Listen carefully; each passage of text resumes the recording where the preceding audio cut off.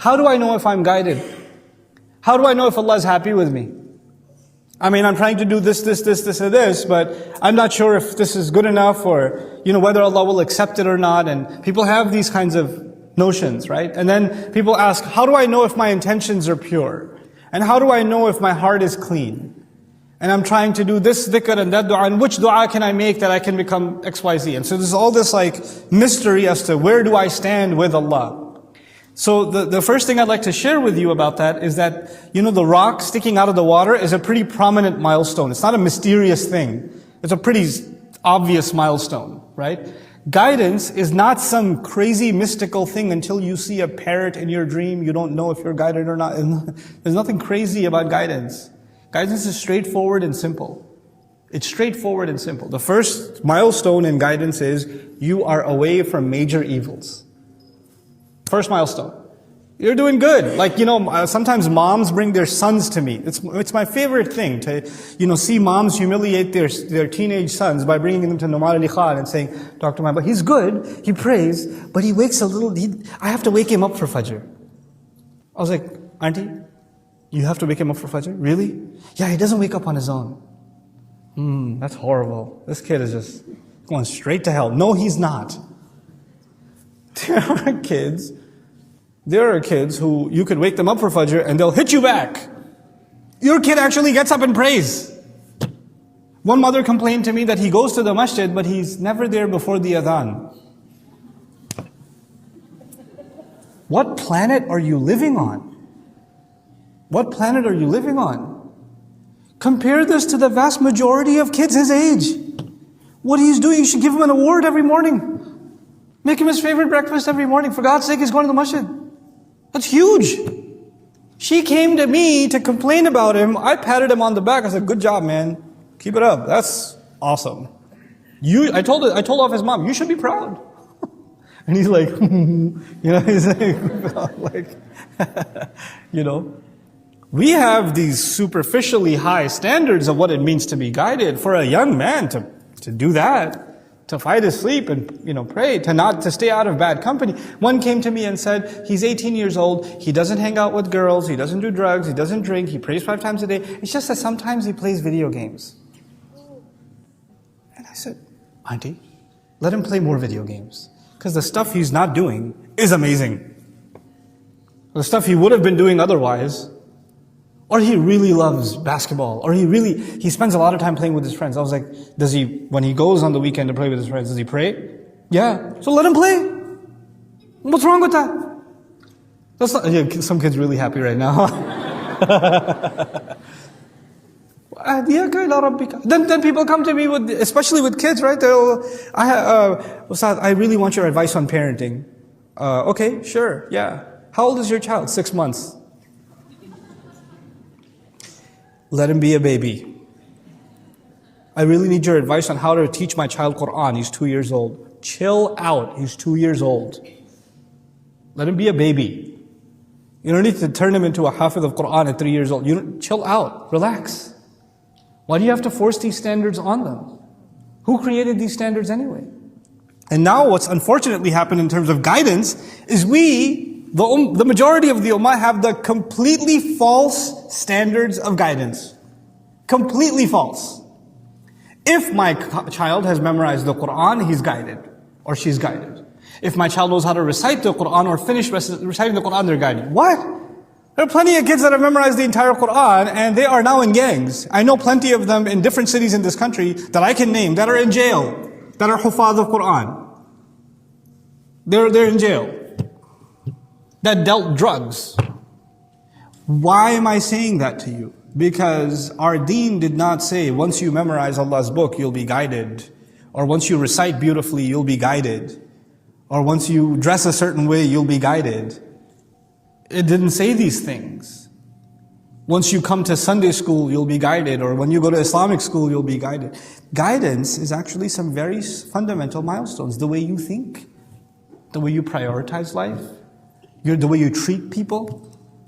Our guidance fundamentally is first and foremost attitude and some fundamental behavior. That's it. That's guidance. Knowledge, worship, all of those things, they enhance guidance. They further guidance. They support guidance.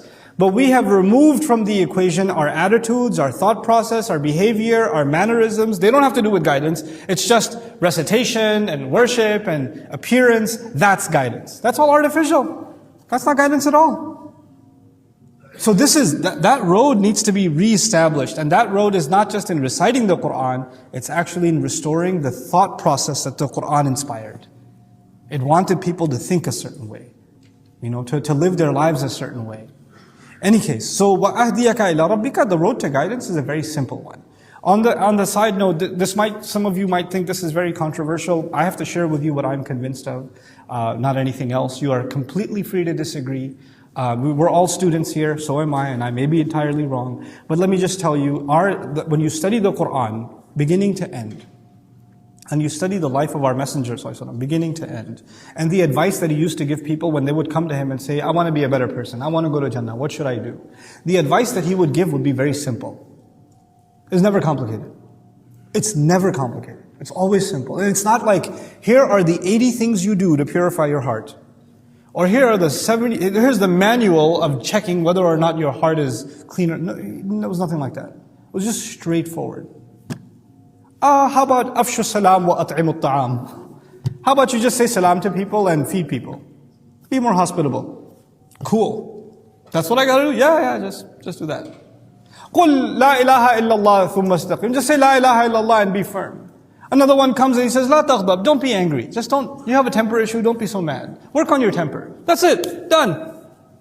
What about Qiyamul Layl? What about fasting on Mondays and Thursdays? What about that? He didn't give the whole list. We make the whole list based on multiple ahadith, on multiple occasions. But do you ever wonder why the Prophet ﷺ didn't? One person came and sat him down and gave him the entire list, all in one shot. He didn't. Why not? Because the deen is simple. It doesn't ask much of you. It doesn't put a lot of burdens on you. But now because we want to mystify the subject, we want to have a manual of purification, which is exhaustive, and here are the 400 things that you must purify your tongue from, and here are the 500 things to cleanse your heart, and here's what you do with your eyes, and here's what you do with your limbs, and you're just like, Islam is, that's intense. And when you read more and more of that stuff, you realize, I'll never be that. And then on top of that, we hear stories in our sermons, in our khutbah all the time about people who prayed tahajjud every single night, and they fasted every day they could, and on top of that, they made so much dua to Allah that lions wouldn't eat them even if the lion was hungry, and it would bring them food or something, and you hear these crazy stories, and then all you get in your head is, man, those people were amazing. I'm horrible. They had guidance way back when, I can't have it. That's just way out of my league. That's the stories we hear. Like for example, even when it comes to giving in the path of Allah, what story you hear all the time? Umar ibn Khattab radiallahu ta'ala anhuma gave half, Abu Bakr gave everything. You've heard the story many, many times?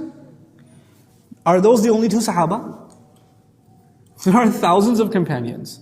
Some gave a date. Some gave very little. They also saw Umar. They also saw Abu Bakr as-Siddiq radiallahu ta'ala anhuma. They saw them, but they couldn't give like that. They're not in that situation and they're not at that level. What we do is we take the most extreme high examples and we make it sound like that's the standard for everybody.